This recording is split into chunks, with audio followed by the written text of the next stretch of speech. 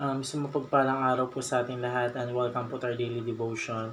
At ngayong araw po ay pagpapatuloy po natin ating series patungkol po sa The Forgotten God.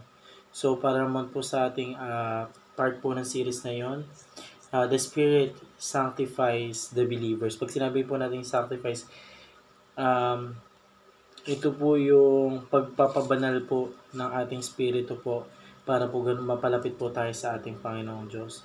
So para naman po sa ating scripture, ito po ay matatagpuan sa 2 Thessalonians chapter 2 verse 13.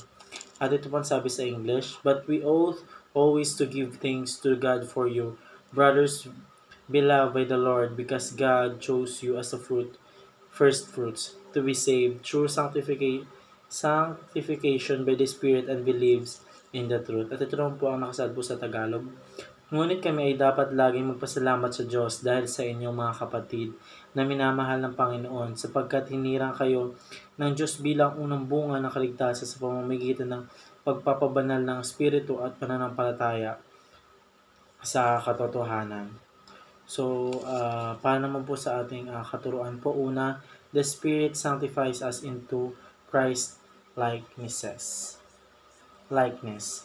So, ang ating espiritu po ay nagiging sanctifies po. Ito yun po yung nagiging banal po yung espiritu po natin, katulad po ng ating Panginoong Diyos. At magustuhan din po tayo ng ating Panginoong Diyos. Kasi pag hindi po naging banal po yung espiritu natin, ay hindi po tayo magkakaroon po ng strong relationship po sa ating Panginoong Diyos, or parang hindi po natin makikilala ang ating Panginoong Diyos. So parang mas nabubuhay tayo sa mga makumundong bagay pag hindi naging banal yung espiritu natin, or hindi nalilinis yung espiritu natin, or hindi tayo nagiging malapit sa ating Panginoong Diyos. At mas inuuna pa natin yung mga gusto nating bagay kaysa sa ating Panginoong Diyos. So para sa pangalan ng paturan, the Spirit change us from glory to glory. Kapag tayo po ay na-feed or na papakain po ng salita ng ating Panginoong Diyos po, nag-change po tayo, or ito po ay nagtatransform tayo, glory to glory po.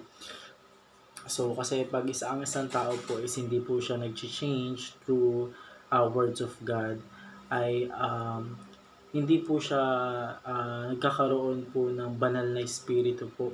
So mas parang mas gusto niya pong gawin, malapit pa po siya sa mga masasama po na ginagawa niya. Pero kapag tayo po yung spirito po natin nag-change from glory to glory, ay napakasarap po sa feeling po nun. Kasi parang pag sinabi po natin glory, ito po yung parang makakaano po natin ang ating Panginoon Diyos. Mas mapapalapit po tayo sa Kanya through sa kamay po niya, at magkakaroon po tayo ng strong relationship with Him po.